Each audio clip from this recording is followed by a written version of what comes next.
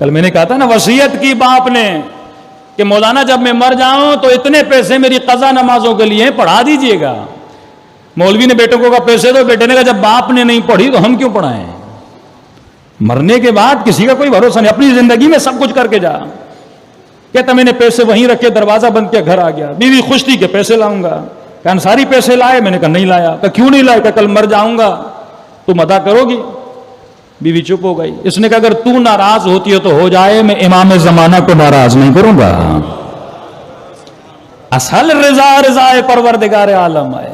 انسان کی زندگی کی ساری کیلکولیشن قیامت کے بیس پر ہوں, ساری کیلکولیشن معاد کے بیس پر ہوں کہ میں جو کر رہا ہوں قیامت میں کیا ہوگا.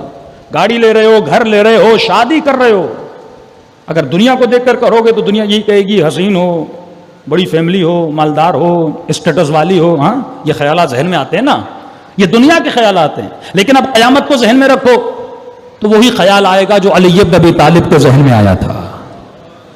پھر کسی ام البنین کی تلاش میں علی نکل رہے ہیں, کیونکہ آخرت کا خیال ذہن میں ہے. جب آخرت کا خیال ذہن میں ہوگا تو بہتر سے بہتر تلاش کرو گے جس میں دنیا کا فائدہ بھی ہو, آخرت کا فائدہ. لیکن اگر دنیا کی سوچ ہو ذہن میں تو کہو کہ مالدار ہو, پیسے والی ہو, کل جاب شوپ نہ ہو, نوکری نہ ہو تو بیوی سے سپورٹ بھی مل جائے. یہ دنیاوی خیالات ہیں.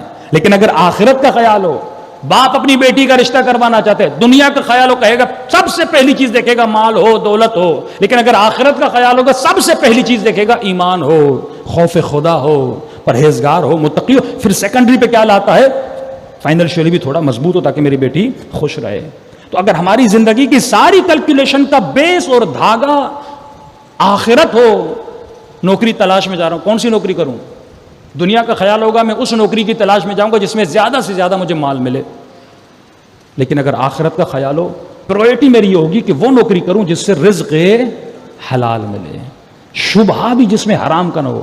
لیکن آج یہ پرائرٹیز ہماری نہیں ہے, کیونکہ ہمارے ذہن میں معاد کا تصور کیا ہو چکا ہے, کمزور ہو چکا ہے. اور دنیا کا تصور, دنیا بہت روشن ہے, معاد ظلمت میں چلا گیا ہے, اندھیروں میں چلا گیا ہے. آغا انصاری کہتے ہیں میں رات کو سو گیا, صبح ہوئی, میرے گھر کے دروازے پہ دستک ہوئی.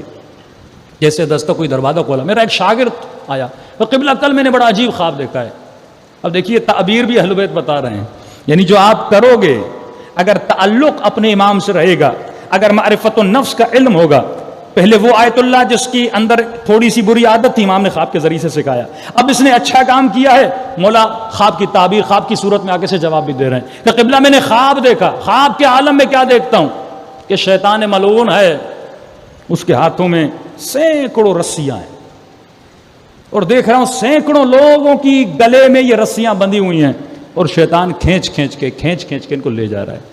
ہمارے یہ کرانی استاد تھے, وہ مزاحیہ طور پہ کہتے تھے کہ کچھ ایسے تھے جن کو شیطان کھینچ کے لے جا رہے تھے, اور کچھ ایسے تھے کہ وہ شیطان سے بھی آگے دوڑ کے جا رہے تھے. انہیں صرف تھوڑا دھکے کی ضرورت پڑتی ہے, اور وہ اتنا گمراہی میں آگے بڑھ جاتے ہیں کہ شیطان کو کہنے کی ضرورت بھی نہیں پڑتی کہ قبلہ میں نے اتنی رسیاں دیکھی, لیکن ایک رسی سب سے موٹی تھی جس کو شیطان بڑی زحمت سے کھینچ رہا تھا. اور استاد معظم, میں نے تعجب سے یہ دیکھا کہ وہ رسی آپ کے گلے میں تھی, آپ کو لے جا رہا تھا. لیکن اور تعجب یہ ہوا کہ آدھے راستے میں آپ رسی چھڑا کے بھاگ گئے. اس نے کہا بیوی نے بھیجا تو تھا لیکن مولا نے بچا لیا. صلوات پڑھے محمد و آل محمد.